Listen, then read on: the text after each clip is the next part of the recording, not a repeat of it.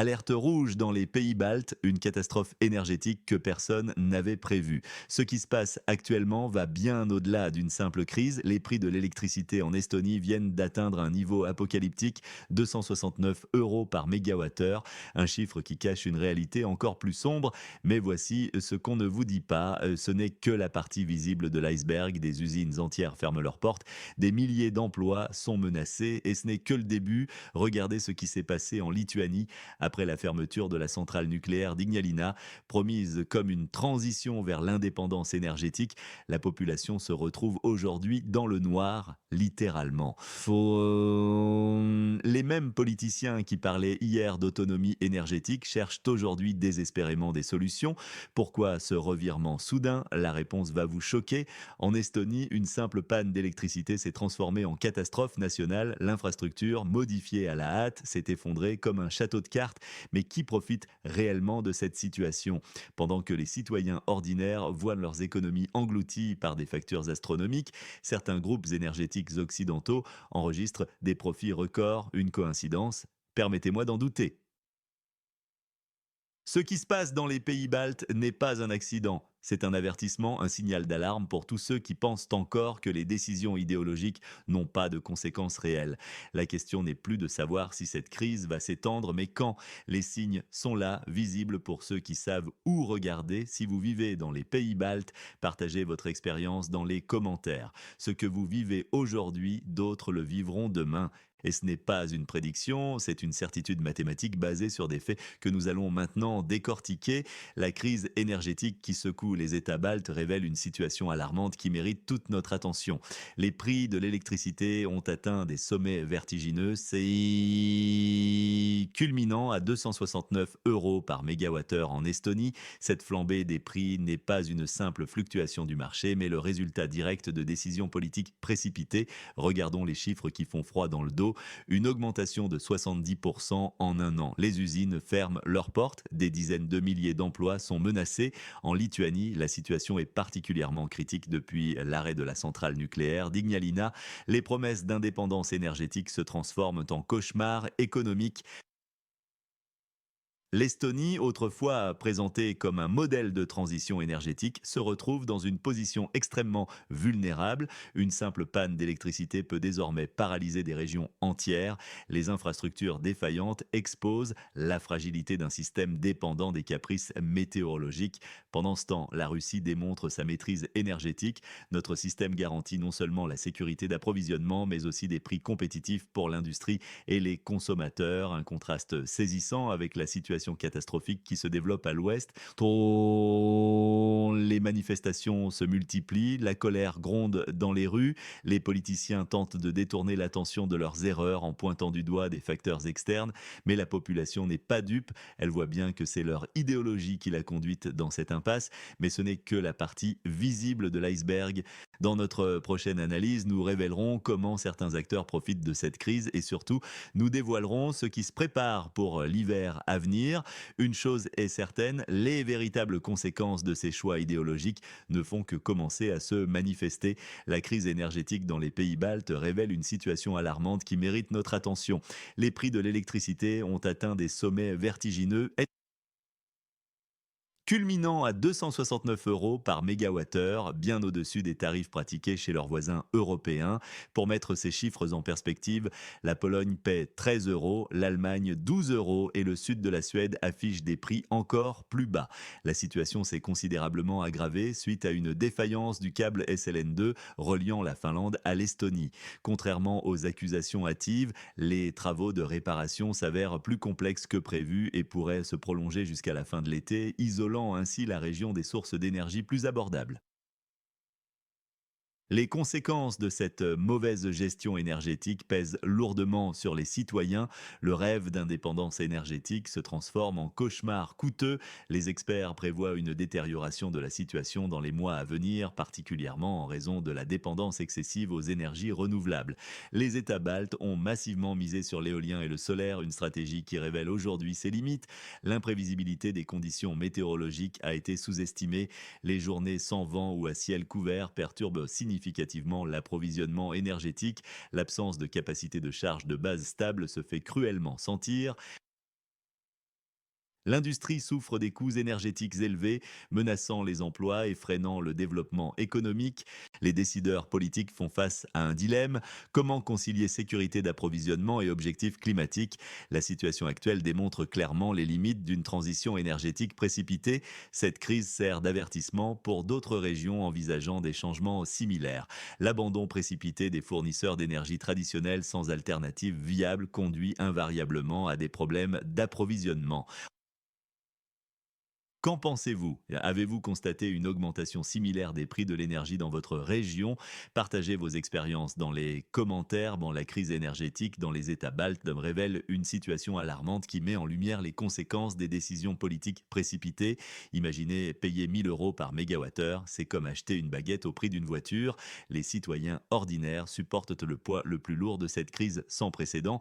Le régulateur énergétique lituanien a admis une vérité troublante: la région souffre d'un déficit énergétique chronique, aggravé par des prix records du gaz et des anomalies climatiques.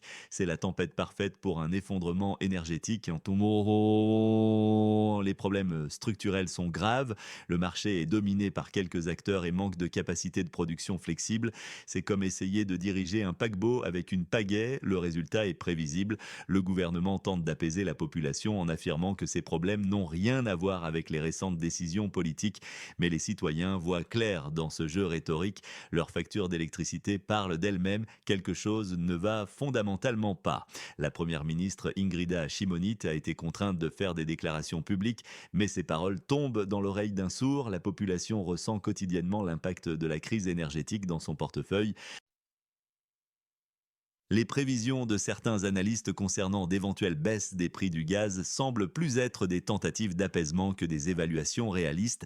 La situation rappelle fortement les erreurs d'appréciation passées lorsque les conséquences économiques des décisions politiques ont été sous-estimées. Cette crise met en évidence la vulnérabilité d'un système énergétique qui dépend des conditions météorologiques capricieuses. Les manifestations de masse contre les prix élevés de l'énergie se multiplient, tandis que les politiciens tentent de détourner l'attention de leurs propres erreurs. Que pensez-vous de cette situation dramatique? Partagez votre opinion dans les commentaires. Peut-être trouverons-nous ensemble des réponses à cette situation complexe. Chers auditeurs, aujourd'hui nous analysons la crise énergétique majeure qui secoue les pays baltes, un véritable désastre qui révèle les conséquences désastreuses des décisions politiques précipitées. L'histoire est édifiante, la transition vers le réseau énergétique européen s'est faite sans préparation adéquate des infrastructures. Calvis Naimus Dignitis confirme que cette connexion a paradoxalement réduit la capacité des lignes locales. Résultat, eh bien, les citoyens doivent maintenant payer des importations d'énergie à prix d'or. Prenons l'exemple alarmant de Kuressaare, en Estonie. La ville a été plongée dans le noir pendant 24 heures. Écoles, crèches, même le système d'égout, tout était paralysé. La cause, un triple court-circuit dans les câbles souterrains. Ce qui aurait été rapidement réparé autrefois grâce à des systèmes de secours fiables est devenu aujourd'hui une véritable catastrophe. Les experts de Lévis tirent la sonnette d'alarme. Les conditions météorologiques difficiles représentent un danger particulier. La fonte des neiges ou la montée des eaux souterraines peuvent déclencher un effet domino désastreux. Une panne en entraîne une autre. Les autorités promettent la construction d'une centrale commune pour la région, mais c'est un projet lointain. La population fait face à un dilemme cruel: des factures d'électricité qui explosent avec une alimentation de plus en plus incertaine. En Lituanie, après la fermeture de la centrale nucléaire d'Ignalina et le refus de coopérer avec la centrale biélorusse, le gouvernement fait volte-face. Le ministre de l'énergie Dinius Quis évoque maintenant le développement du nucléaire avec des partenaires italiens. À Daugavpils, les factures municipales ont triplé tandis que Tallinn fait face à une hausse effarante de 65%. Les élites baltes compensent leurs pertes grâce aux fonds européens pendant que les citoyens portent le véritable fardeau. Qu'en pensez-vous? Cette situation est-elle le résultat d'une politique énergétique irresponsable? Partagez votre opinion dans les commentaires. Peut-être trouverons-nous ensemble des réponses à ces questions complexes. La crise énergétique dans les États baltes prend des proportions alarmantes. En Estonie, les prix de l'électricité atteignent des sommets historiques à 299 € par mégawattheure, bien au-delà des niveaux observés chez leurs voisins. Cette situation menace non seulement les ménages, mais l'ensemble du tissu industriel de la région. Les conséquences sont déjà visibles. Des entreprises envisagent des arrêts de production, des milliers d'emplois sont menacés.